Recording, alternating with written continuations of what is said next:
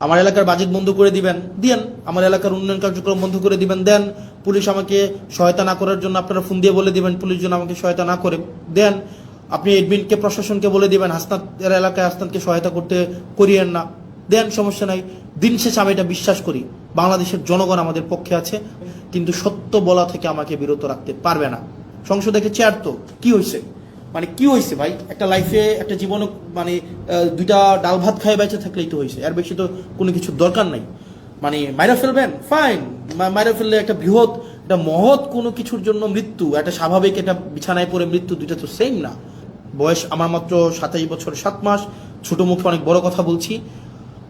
আপনারা সংখ্যাগরিষ্ঠতার যে একটা আত্মতুষ্টিতে আপনারা ভুগছেন, আত্মবিশ্বাসী হওয়াটা ভালো, কিন্তু আত্মতুষ্ট আপনারা যেভাবে হচ্ছেন যে আপনারা যা ইচ্ছা তা করতে পারবেন এই সংখ্যাগরিষ্ঠতার 2/3 মেজরিটির এই বড়াই দিয়ে, মনে রাখবেন সংখ্যাগরিষ্ঠতা কখনোই ভালো কিছু নিয়ে আসে নাই।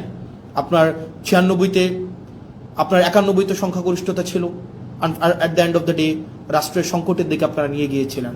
2001-এ যখন আপনারা সরকার গঠন করলেন তখন আপনারা হচ্ছেন সংকটের দিকে নিয়ে গিয়েছেন। রাষ্ট্র সরকার জনগণ আপনাদেরকে সুযোগ দিয়েছিল আপনারা আবার ইতিহাসের ইতিবাচক একটা অংশের পার্ট হওয়ার, কিন্তু দুঃখজনক বিষয় আপনারা সেটা হন নাই।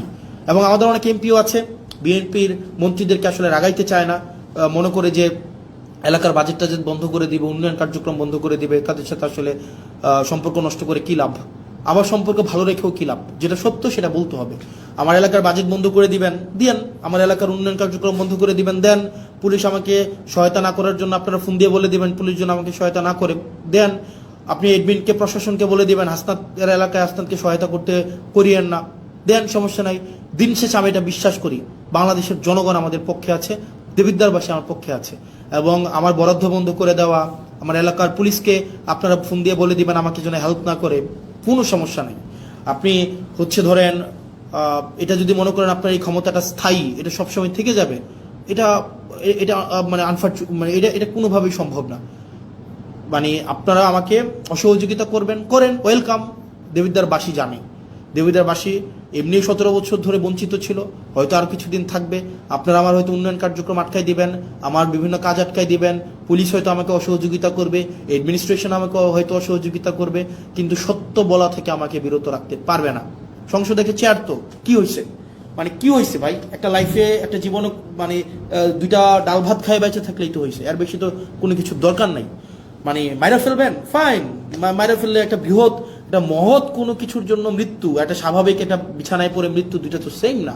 একটা মহৎ কিছুর জন্য মৃত্যু, আমি নিজেই তো আত্মতুষ্টিতে থাকবো যে না এটা মহৎ কিছুর জন্য মারা গিয়েছে বা মেরে ফেলা হয়েছে। সো হোয়াট, পরিবার, ব্যক্তিগত স্বার্থ, ব্যক্তিগত চাহিদা সবকিছুর ঊর্ধ্বে উঠে এই বাংলাদেশের দলের ঊর্ধ্বে উঠে বাংলাদেশের স্বার্থ আমাদের প্রয়োজন আছে।